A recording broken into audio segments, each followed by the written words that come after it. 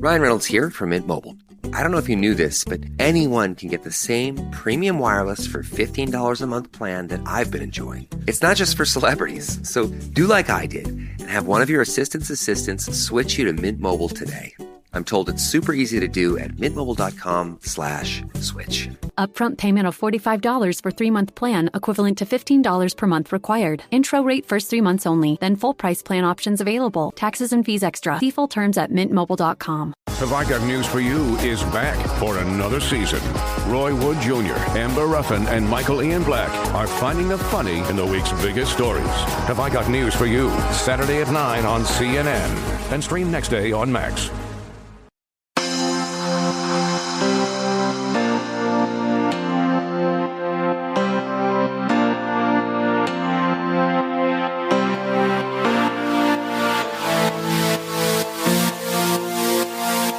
Hey everybody, and welcome to Outward, Slate's LGBTQ podcast. I'm Bryan, Lowder, an editor at Slate, and I am joined by my co-host, Slate senior writer Christina Cauterucci.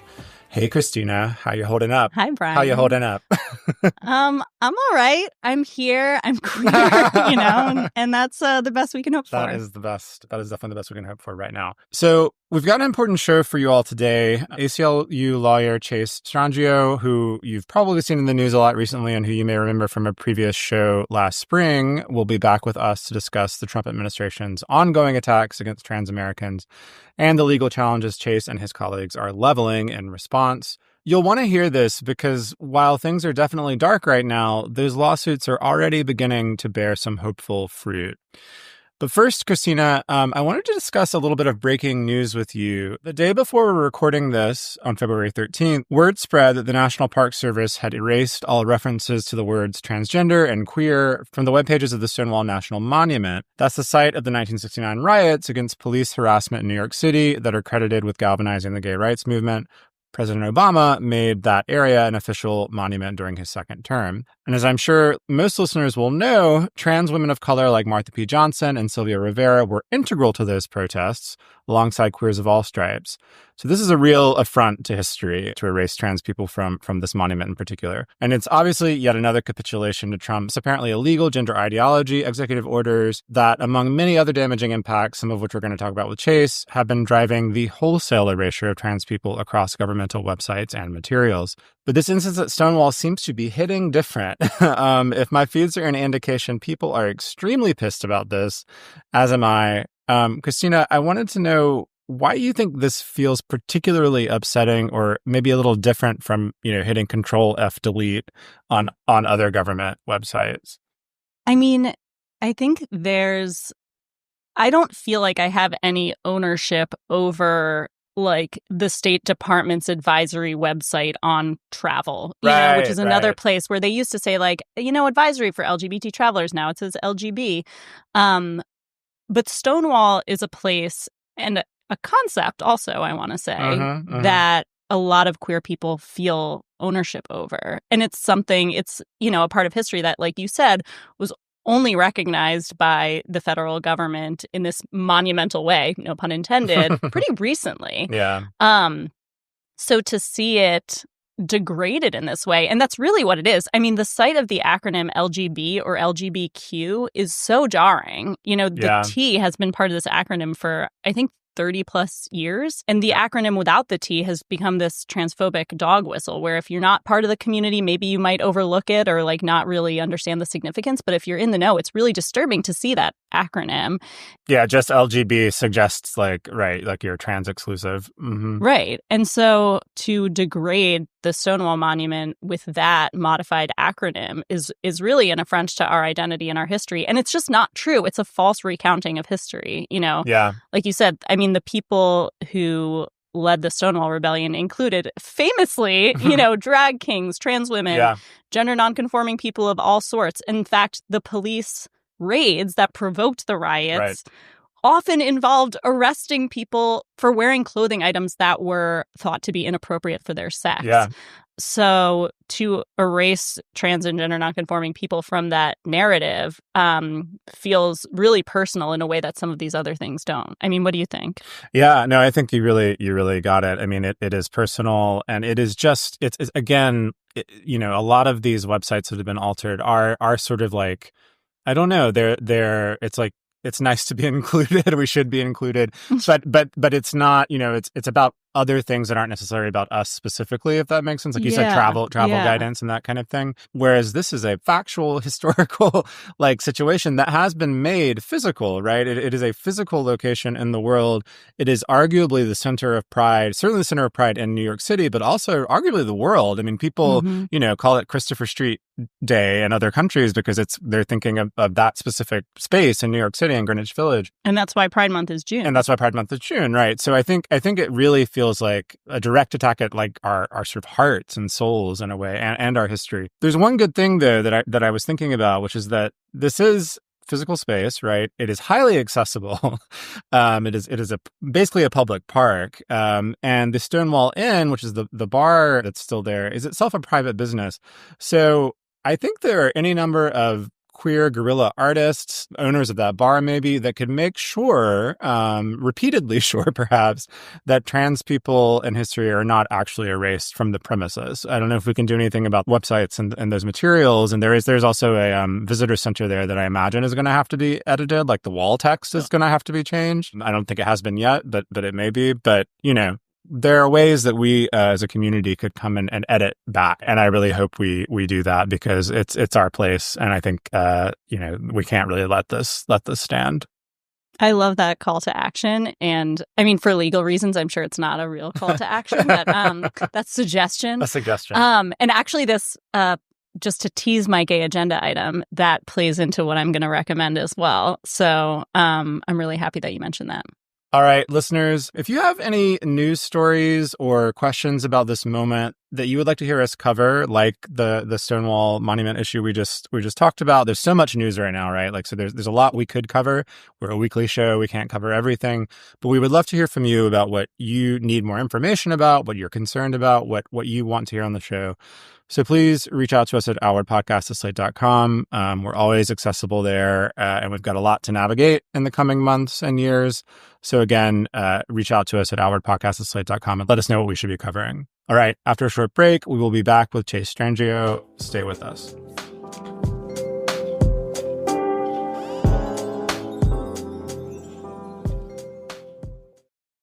Here's a little tip for all the music fans out there. Discover is accepted at 99% of places that take credit cards nationwide. You heard right, 99%. And every time you make a purchase with your card, you automatically earn cash back, which means you could earn rewards for those almost front row seats, ride shares to the venue, even that concert merch you've had your eye on since it dropped. If all of that sounds like music to your ears, remember, it pays to Discover, based on the February 2024 Nielsen report. Learn more at discover.com/credit card.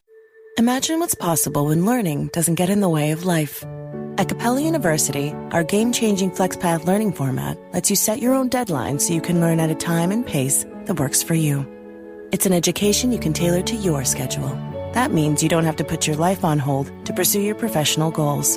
Instead, enjoy learning your way and earn your degree without missing a beat. A different future is closer than you think with Capella University. Learn more at capella.edu. What makes a great pair of glasses? At Warby Parker, it's all the invisible extras without the extra cost.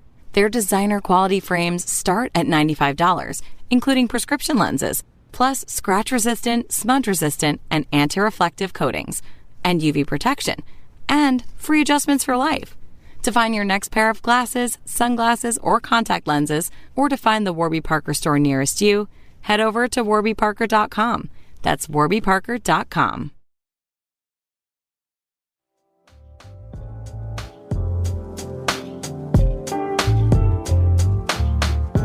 We're back with a guest who you might have heard on the show before. Chase Strangio is co-director of the ACLU's LGBT and HIV project. He's a lawyer who has worked on so many of the major cases that you know from recent queer history.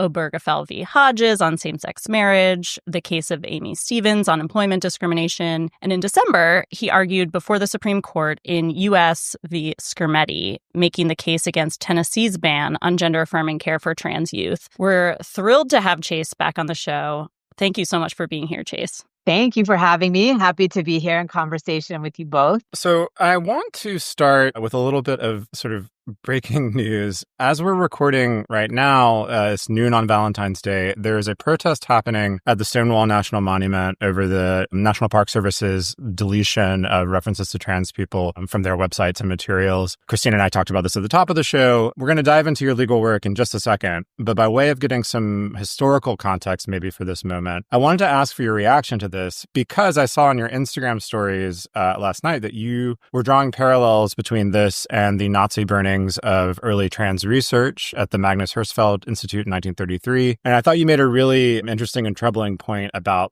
the effect that kind of erasure has. So I would love if you could just share that with our audience to start. Yeah, I mean, one of the things that's been so troubling in litigation over trans rights in the last decade is one of the arguments that is routinely brought up is that trans people, trans youth, transness, trans medical care is new. And we should therefore be skeptical. It's originating in this moment. It's a product of contagion and all of these other really insidious frameworks. And of course, transness is not new, and there's, infinite records in history that you can point to, but there's also the reality that there is this repeated effort to erase trans history, and then you end up in this moment of discrimination with the argument that trans people just came out of nowhere. So, looking at the 1933 burning of the Hirschfeld Institute and all of this research on trans history going away, then now we see in this moment the sort of systematic attempted erasure of trans existence from historical narratives on government websites. You sort of see how this cycle then just continues. Then in 50 years, do you have the same story? Well, trans people just originated out of nowhere,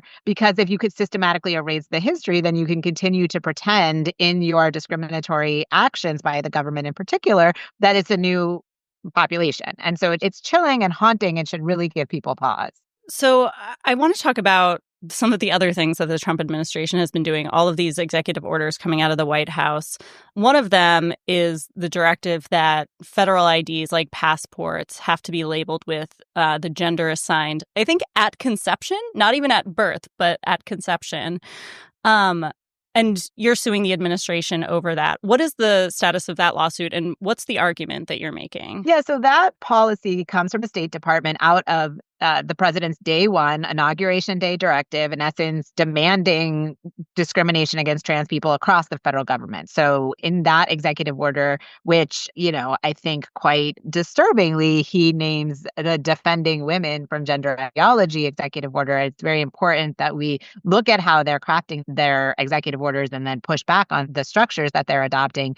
One of the very, most prescriptive aspects of it was to the State Department to make all federal ID and passports and consular identification in particular reflect a person's sex as defined in the executive order, which of course is based on sex at conception, distinguishing between males and females based on small versus large reproductive cells, which in and of itself is sort of a ridiculous construction. And so we sued over the passport policy, which is prospective as far as we know. And so far that has been the case, meaning it's when people go to renew or update their passports, the federal government is only issuing passports based on a person's sex designated at birth or sex at conception, though obviously people don't know that. And we sued on behalf of individuals who either had updated their passport previously and were just seeking a renewal and are concerned about it coming back with the wrong sex designation, or people who are seeking an updated sex designation in the first instance, either to a binary M or F or to an X, which had been permitted in U.S. identification for many years.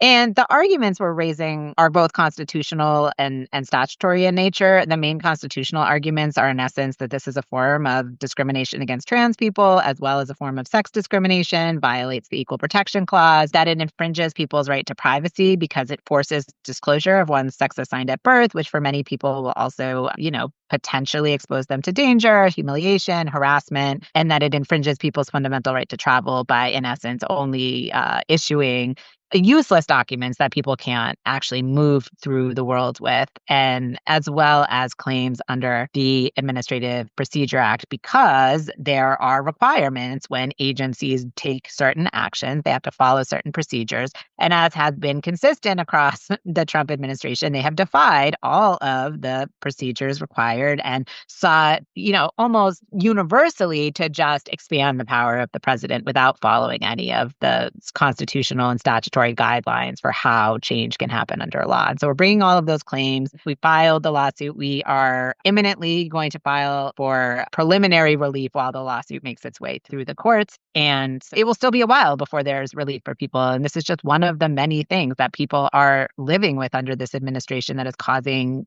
distress, uncertainty, trauma for trans people and non-binary people and intersex people, so many other people, as we know. This might be a silly question, but how possible is it for the State Department to even, let's just say gender assigned at birth, because who knows whose gender was assigned at conception, but how possible is it for the State Department to even determine that, especially if you're someone who's gotten, your birth certificate amended? Yeah. And so I think one question is, how are they going to know for people who come for their very first passport and they have all their documents updated? I do imagine, and I've never been sort of behind, I don't know what they see when you submit your documents, but I imagine it wouldn't be so hard to know if you've ever changed the information on your passport. And so for many trans people, not all, of course, there was a time they had a passport that did not align with the sex they live as now. So that may be easy, even if you have all of your other documents. So I think the question is, for the first time person who's never had a passport before and is bringing all updated documents, I don't know. I don't know how easy it will be. And they sort of claim in their internal documents that we've seen that it's sex assigned at birth based on preponderance of the evidence. The other thing to keep in mind, though, is that the Social Security Administration, which is another federal agency, does keep a record of our sex and would have someone's sex at the time, when they first got a Social Security number, which likely would categorize their sex close to the time of birth. And so for almost all trans people, there will be a record in the federal government of some sort of change at some time, making people just inherently vulnerable to this widespread discrimination by the Trump administration, which they are very committed to, as we've seen sort of at every turn. Yeah, that makes sense. Let's move on from that to talk about the gender-affirming care situation. So on February 13th, news came down of a temporary hold by a federal judge on the EO directed at banning care for minors. And I believe this was it's hard to keep track of all of these cases, but I believe this was a Lambda Legal and ACLU joint venture. And then I know you're involved in a similar suit with PFLAG, right, with a group of young plaintiffs. Can you just explain what the stakes here are for people with this set of cases, what the hold means, and then what should we be looking for next? ACLU and Lambda represent PFLAG on behalf of its members, as well as individual trans young people and their families, as well as GLAMA, which is the Association of Medical Professionals interested in LGBTQ, or sort of that is committed to LGBTQ health. So all of those plaintiffs are represented by Lambda and the ACLU, suing over the executive order signed by President Trump on January 28th. And this is the executive order that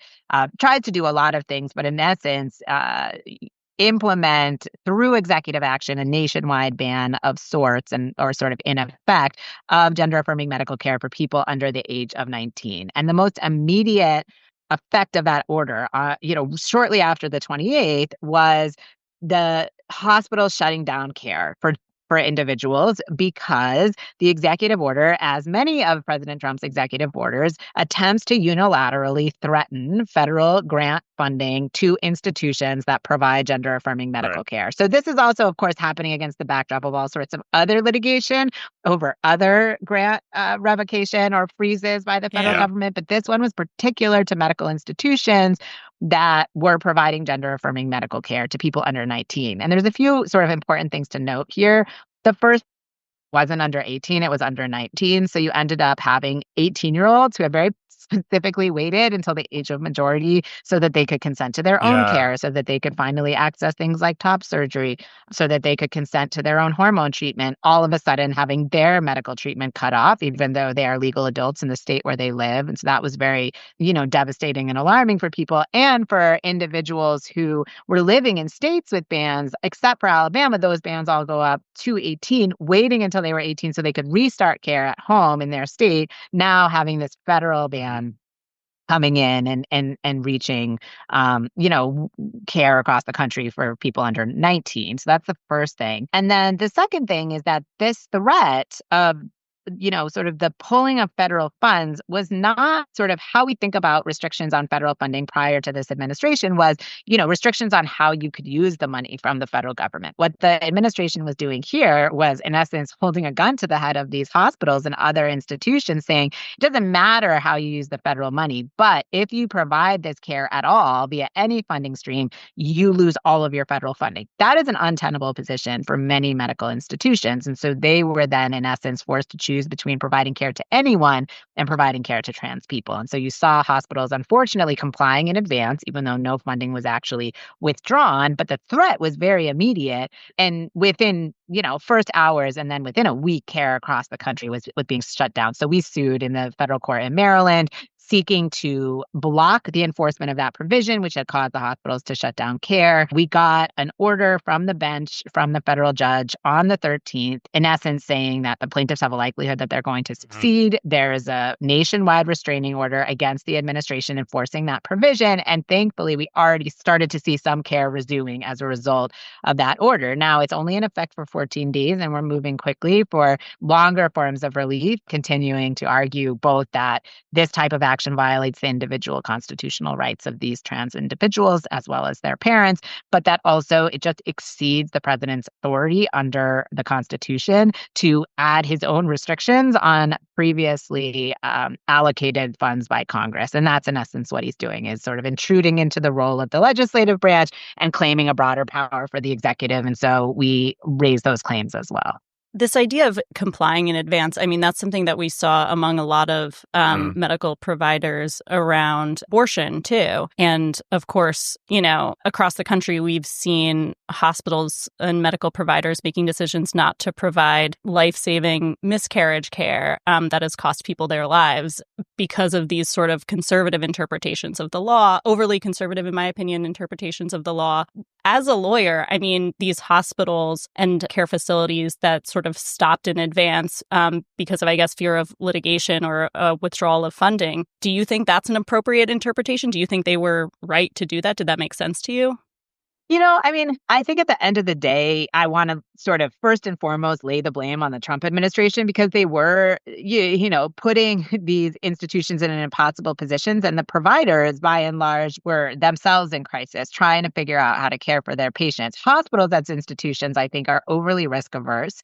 And so they were in a situation where they are looking at their, overall ability to operate. And these are the premier children's hospitals in the country. So I think we should be concerned that the administration is willing to try to shut down all of the children's hospitals in the United States in order to punish them for treating trans patients consistent with their legal and moral obligations. I do think that one of the things that this administration and state level politicians prior to it had been relying on is using fear in order to make it impossible for people to do their jobs, to make the patients' lives more precarious. And then, of course, that becomes exponentially true for, if you're a woman seeking abortion in the South in a rural environment and you're a Black woman. All of those factors mean that this type of fear-based enforcement, counting on people's over compliance in advance, is going to literally cost people their lives, and that then it increases depending on people's otherwise vulnerability to government discrimination and violence. Same is true here, of course. And that said, I would say my main target for who's to blame here is the Trump administration. I know you were involved in the challenge to the trans military ban in the first Trump administration. There's obviously a new ban in the works. I know other advocacy groups are suing the White House over that policy. Is the ACLU getting involved there too? The ACLU is not. There's already several lawsuits. We are trying to manage what is an absolutely catastrophic landscape in terms of anti-trans policies and making sure that the advocacy groups are properly sort of dispersed so that everything can be covered. And so we did sue in the first administration. We haven't, and we don't plan to sue over this particular anti-trans military policy. Although I will just note that, as with everything, the way the military policy is written and its breadth is so much more egregious than it was the first time around. Yeah. And sort of the language of transness being incompatible with an honorable life and the willingness of the administration to even suggest that they would start dishonorable discharges of individuals who have spent their lives, counting on the benefits of military service is just obviously extraordinarily alarming, because also when you take that directive in, conjunction with everything, it sets up this framework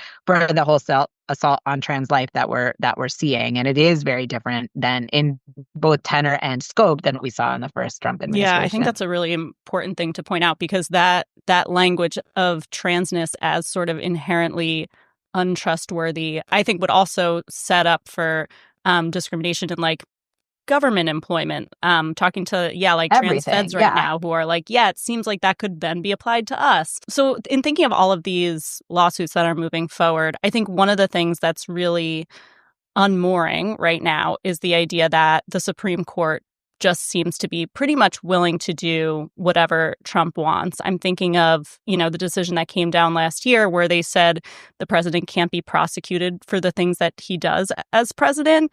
Obviously, the conservative justices are very willing to dismantle settled precedent, as in Roe v. Wade. But there's one small part of me that's like, well, in the Bostock decision in 2020, we know that John Roberts and Neil Gorsuch affirmed that anti-trans discrimination is sex discrimination and it's illegal. So what are the chances? I know this is a little bit of a crystal ball question, but what are the chances that the court could come down correct on Skrmetti and also, put an end to some of these anti-trans executive orders?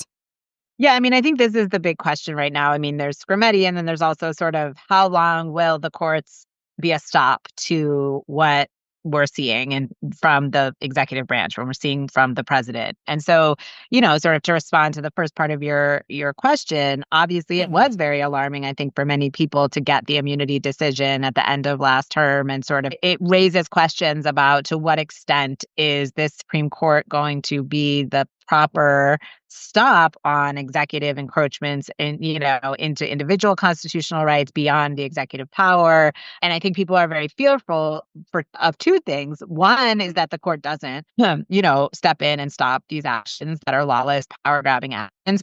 Or perhaps even scarier to some people, or a different way, is that they do and the administration ignores it. Yeah. And so there's, I think, these major questions about what is holding together this separation of powers structure that we have in this country, because to a certain extent, it's just a willingness to follow norms.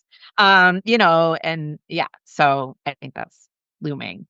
Yeah, this is a good place to take a quick break, but I want to follow up on that when we come back. So let's take a quick break and we'll be back with Chase right after that.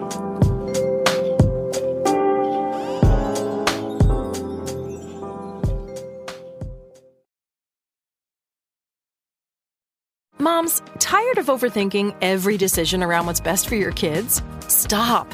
Get Smarty Pants vitamins and worry about one less thing. Smarty Pants Kids Multi and Omegas support kids' overall health with 16 daily nutrients, including vitamin C for immune support and D3 for bone health. That's 45% more nutrients than the leading kids' multi-gummy brand. Seems like a no-brainer, right? Get Smarty Pants on Amazon today. This episode is brought to you by Progressive Insurance. Do you ever find yourself playing the budgeting game? Well, with the Name Your Price tool from Progressive, you can find options that fit your budget and potentially lower your bills. Try it at Progressive.com. Progressive Casualty Insurance Company and Affiliates. Price and coverage match limited by state law. Not available in all states.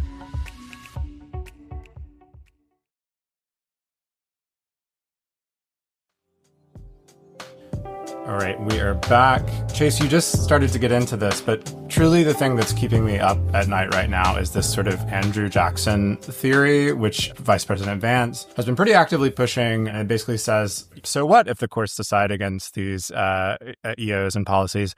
Who's going to enforce it? I think the quote that is cited is that Andrew Jackson said is, the Chief Justice has made his decision, now let him enforce it. Dun, dun, dun. Dun, dun, dun. So, there are no Supreme Court police, I don't think, that can come fix the websites or release the federal funding or do any of this stuff. So how do you, as a lawyer who's actively litigating these cases, think about that threat? I know you talk a lot on social media about the law being sort of an imperfect tool. So I'm curious how you're thinking about that nightmare situation and then also just the limits of the law in general. Yeah, I mean, I'm not someone who's ever thought that the law was going to be our, savior or our transformative tool for building the world that we want at all. And so I think that the role of law right now, as it was in the first Trump administration, and I think and in every administration, I mean, the role of law, in my view, and the role of lawyers like myself and civil rights lawyers, constitutional lawyers, is to hold back the government, to hold back the harms of the government so that people can, exercise other muscles, so they can build other tools. And I think we have to be very careful to not think that this is going to be an exercise in the courts being the thing that protects us.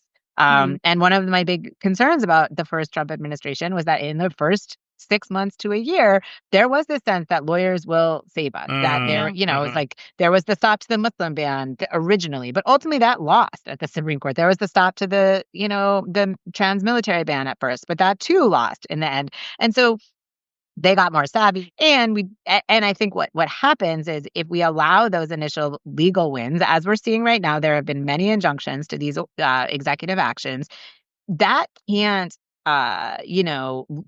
slow our other mobilizing progress, because we need to be prepared for when the Supreme Court upholds the policies or when he defies the orders. And then we need to be in the streets. We need to build a different muscle here because we can't just simply say the courts, the law, the legal work is enough. And I'm not suggesting that most people think that. But I think there is, at a certain point, the system may not even work on its own terms. And many of us don't think it is the thing that should be guiding us anyways. And so that's sort of one thing. I want us to think about all the tools and be building them simultaneously and be ready for anything. And I think there's different theories out there. It's sort of like if that happens, then there should be millions of people in the street. Right. We are the enforcers of it. We are the ones who have to put ourselves on the line to protect against things that we think are abhorrent. And so that's sort of one point. And then the other is sort of when you're the person, when you're in the system, working within it and doing a reform-based work, which I necessarily am, I guess I'm just thinking one step at a time and sort of like, yes, we are a long way from a Supreme Court order that is either blessing these or that is being defied. So we have to be building the power within the work that we're doing to try to delay the harms, to keep people safer for longer. And within that time, help people recognize that part of their work is to find alternatives to the things that they were relying on in the past. People do need to find alternatives for caring for themselves. Unfortunately, I think that's the reality we're in.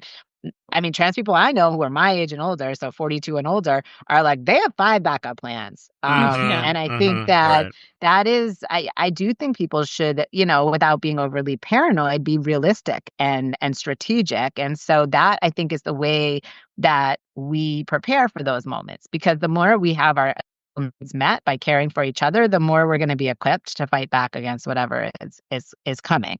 And we do not do ourselves any favors if we are just sort of complacent and thinking, oh, it'll just be okay because American exceptionalism, that's just not going to work. And then when it comes to sort of what is my sense of this court, what will they do? I don't know. I don't have a great degree of trust in any court, especially this one. But I think the hope is that we just keep pushing. We make it impossible as sort of a matter of public momentum over time, like playing the long game and continuing to change the contours of the world in which we live, as dire as they are right now. And I don't know what the outcome of Scrimeti is gonna be. I think most people think that we're barreling towards a loss, and that's mostly based on just what everyone knows about this court. And no matter what happens, there's avenues for moving forward. And so I'm just sort of trying to take each day to build momentum towards the things we need, and also remind myself to do the work outside of these legal paradigms.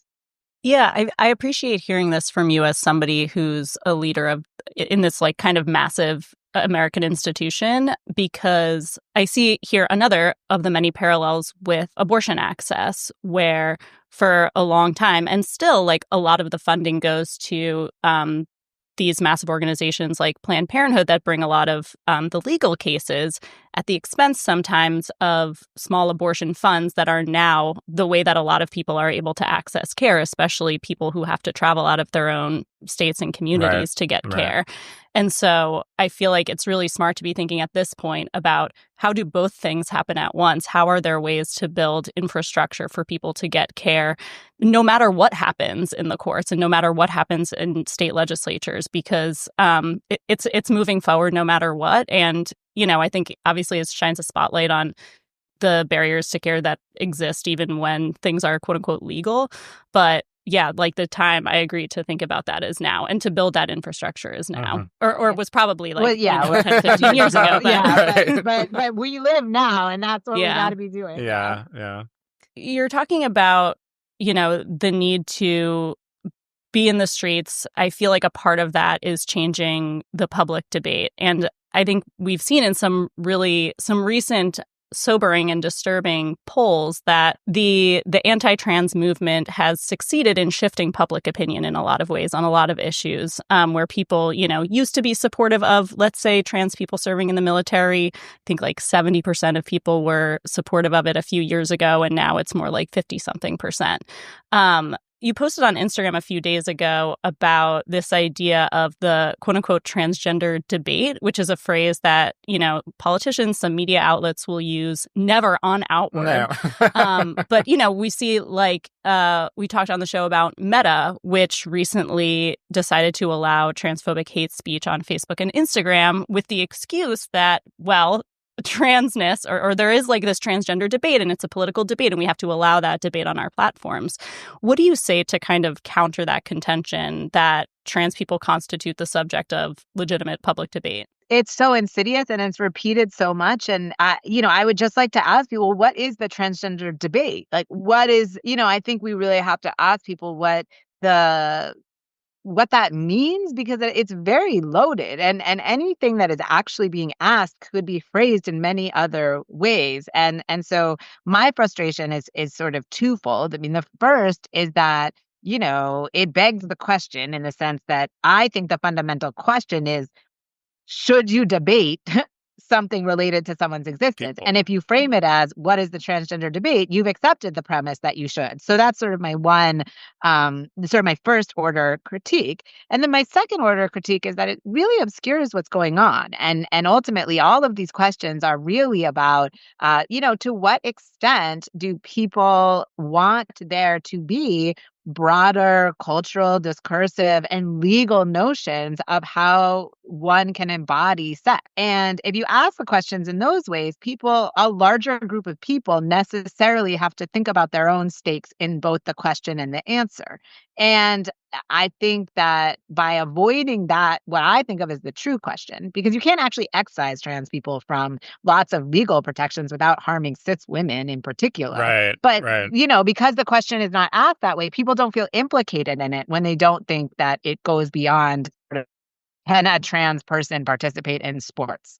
Well, that's how the law works. So if you decide to exclude someone from a paradigm, you have to change the rules, and you have to define who is in the in group and who is in the out group. And the implications for that are far broader than just for trans people. And so what I want everyone to be doing is asking themselves, what is this question really? And what does it mean for me? What does it mean for others? And what does it mean for the world in which we live? And I think this is a very deliberate attempt to make the questions smaller so that those like Trump and Vance and this administration can use people's ignorance and dislike of trans people to build executive power, to entrench gender norms in a very aggressive way and move us towards the, sort of authoritarian regime that they're building. This is classic. And we see it around the world. And that's my frustration with the trans debate on some level. It's like, I'm not even personally offended. I'm intellectually offended.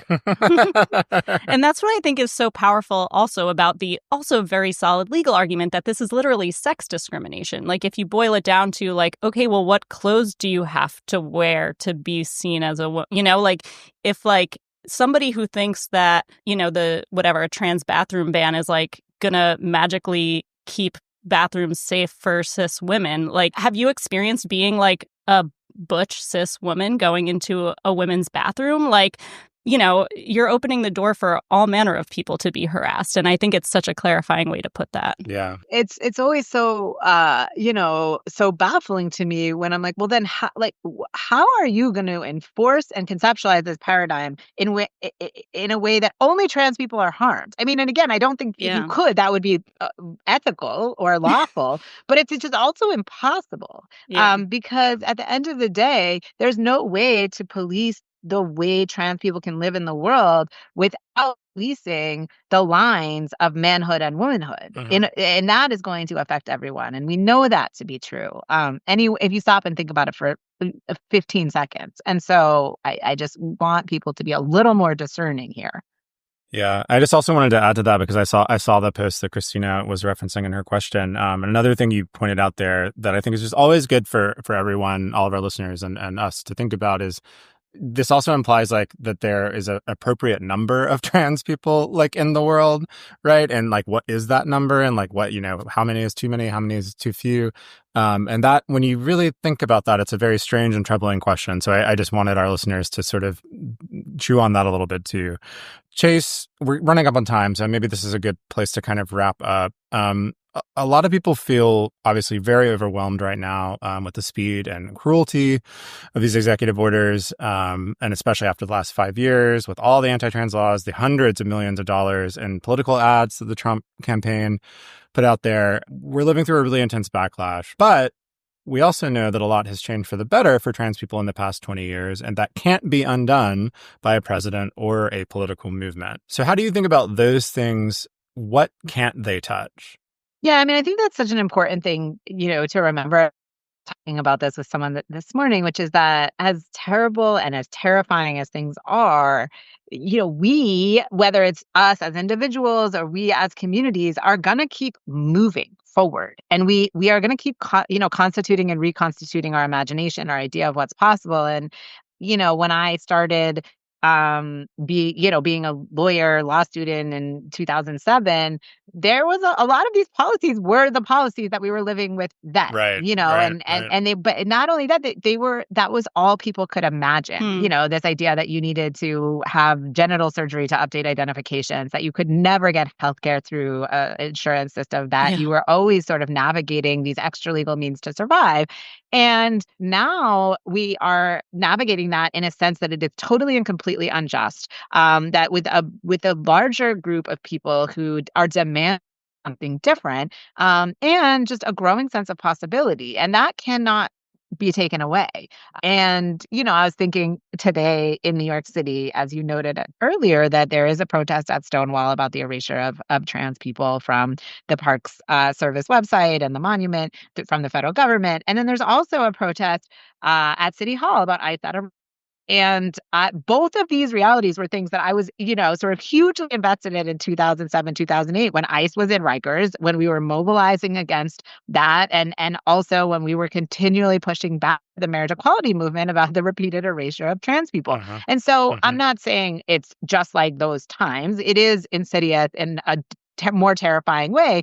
And also we have groups of people who understand how to resist these things. We have larger groups of people that can mobilize on our side. We have more young people who get to be themselves and more older trans people who are going to fight for that. And that just simply can't be stopped. And that is, a power that we hold and that we wield. And one of the reasons why there is this obsessive fixation on trans people in U.S. public life and in the UK and elsewhere around the world is there is a demand for, sort of changing more malleable notions of what it means to be a man and a woman and inhabit a sex body. And we are just collectively, the more we work together, are going to build that in unstoppable ways. And I am sort of going to lean into that as sort of our path forward. Well, I think that's a great place to wrap up. That's about all the time we have. But is there anything else that the ACLU is cooking up that we should be looking out for? I mean, we are cooking up a lot of lawsuits, and so and that is important. And I also think that all of this has to, coincide with art and other. To me, the thing that moves me every day the most is sort of the artistic interventions, is the narrative interventions. It's a way to sort of access our emotions and our sense of being human. And law maybe can do that sometimes, but I think more so than anything, I'm looking for ways that these moments where we are using litigation to delay these harms or end them by the government, that we're also using the space that's created to build more and create more. And so all of those things happening at once, more lawsuits, over this horrible attack on schools, trans people in schools, trans people in prisons. I mean, and we're going to fight all of it. Well, thank you so much, Chase Strangio. Always a pleasure to have you on the show. It's great to be here.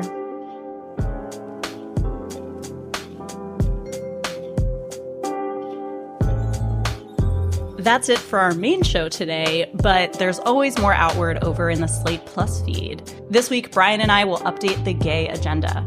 If you're not already a subscriber, remember, by joining Slate Plus, you'll get ad-free podcasts, extra segments on all our shows, and you'll never hit a paywall on the Slate site. Subscribe now on Apple Podcasts by clicking Try Free at the top of the Outward show page. Or visit slate.com/outwardplus to get access wherever you listen. We're always here for your feedback and your topic ideas at outwardpodcast@slate.com. Our show is produced by Palace Shaw. If you like Outward, please subscribe to us in your podcast app, tell your friends about it, and rate and review us so other people can find it. Bryan, it's been a pleasure.